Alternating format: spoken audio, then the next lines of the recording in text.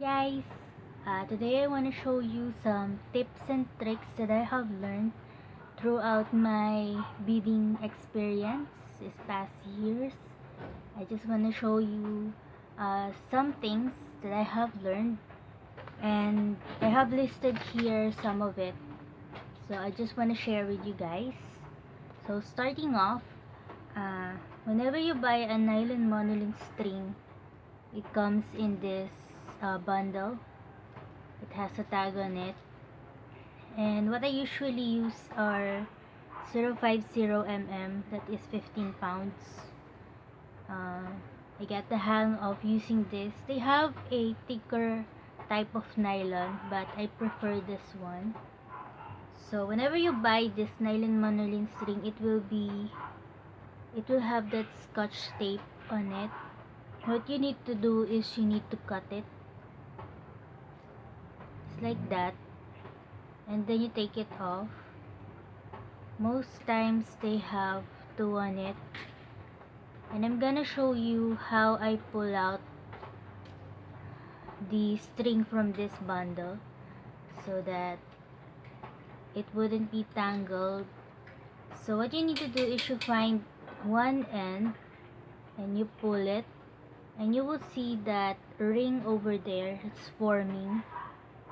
So what you need to do is you need to pull it, and then voila. So that's what you need to do. You need to pull it, and when you see this loop here, you just take it and pull. So you'll have the string, and this wouldn't be tangled up. Excuse me. So that's a trick that I have learned from my teacher from when I was learning or studying at our vocational school. So whenever I put up a tutorial, I usually put there some suggested string length. I'm in the process of putting that on the description box, so you will know how much string you needed for that certain project. So sometimes I put there 1 meter. So what it means is that you will have to measure your string so that it will be 1 meter, just like this, from the right hand to the left hand. So this is 1 meter. So whenever I put a suggested string, I put there 1 meter plus. So the plus is going to be the continuation of the string. So sometimes I put there 1 meter and 1 yard. So that means you need to measure your string so that you will have 1 meter and 1 yard of it. That is enough for, sometimes it is enough for the first cheek, and sometimes it is enough for the first batch of string. So what that means is that it's 1 meter, and then 1 yard is this length from the left end up to the shoulder part. So this is 1 yard. So you need to cut your string, and what I do is I cut it slanted.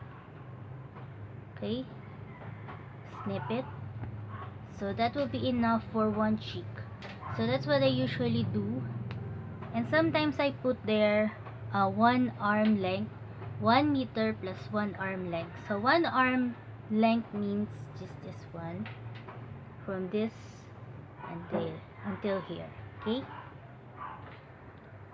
Okay, so that is one of the tricks that I want to share with you. So when I mean 1 meter, that is 1 meter, then 1 yard is up to here, to your right shoulder, and then 1 arm should be from your left finger or left hand up until your left shoulder. So this is what I call 1 arm. That's 1 arm. So you have to take note of that, because I'm going to put some suggested string length on the description box.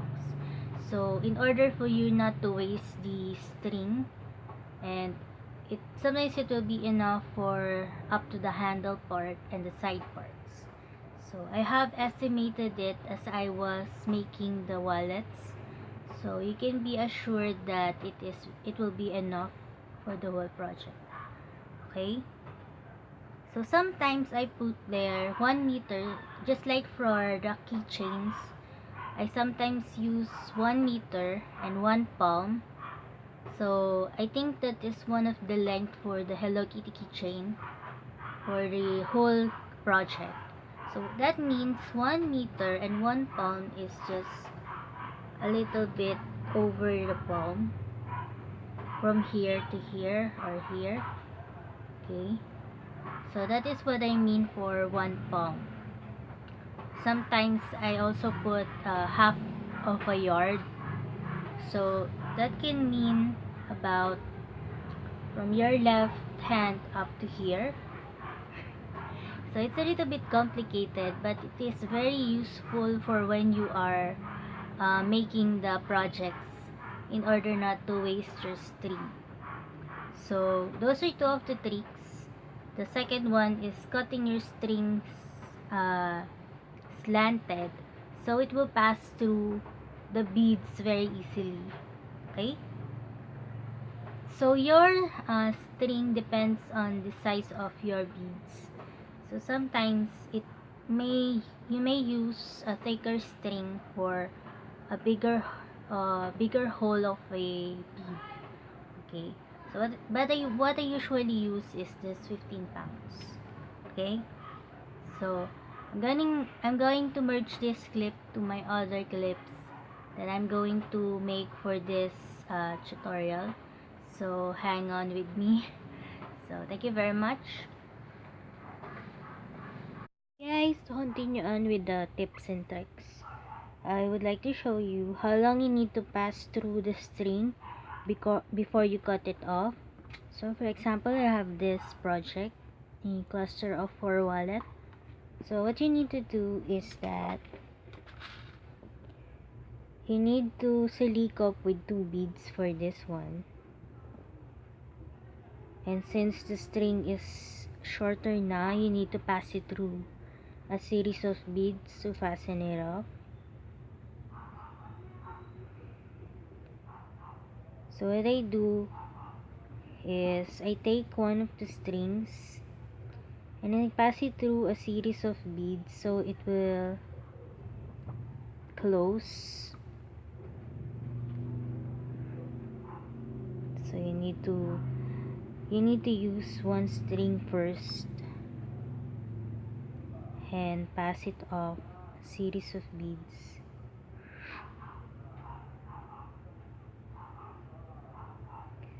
Usually it might take about 2 to 3 inches long before I cut it.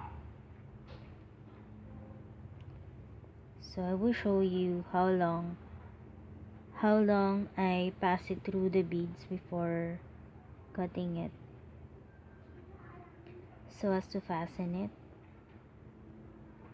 So for this one, since we're in the middle part of the body of the project, you don't need to knot it, okay?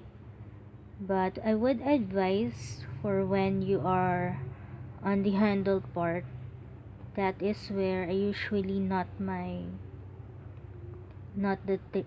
strings. I make the strings meet up on a certain place and knot it, and then pass it through a series of beads again. So since we're here, we're far off now, we can cut it now. And I usually use a scissor that is pointy, and you need to cut the string closest to the beads part so that the ends wouldn't be visible. So that is what you're going to do for this other string.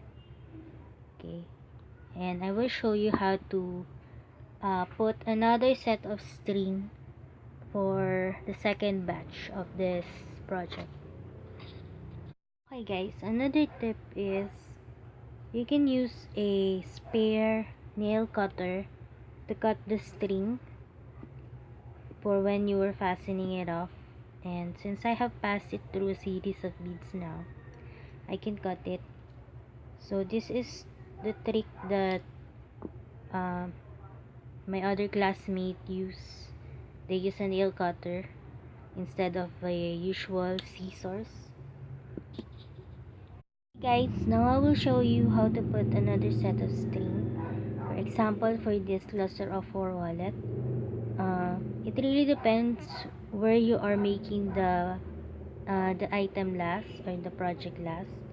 So now that it is here, now that we have closed it, we need to put another set. So just pass through your string through this bottom part and take the other end and pass it through this other bead for the upper side.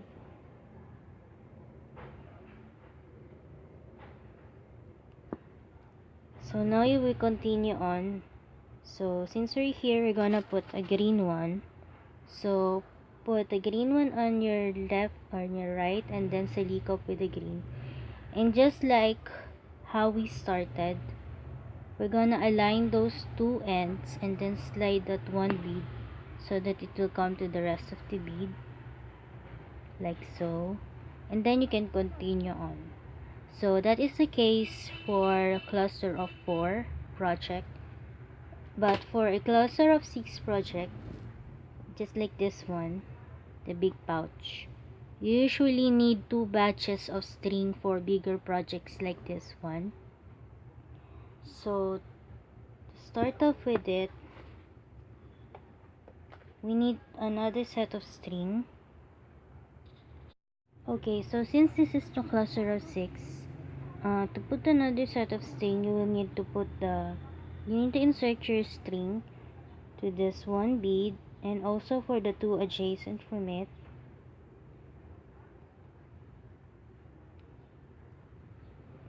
And then you can start off again by putting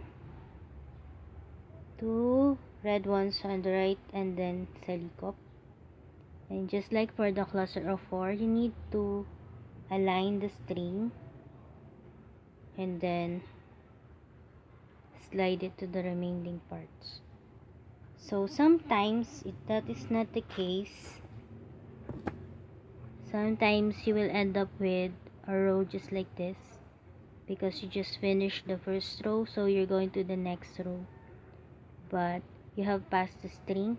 So for this type of cluster of 6, you just need to insert your string to these 2 beads here,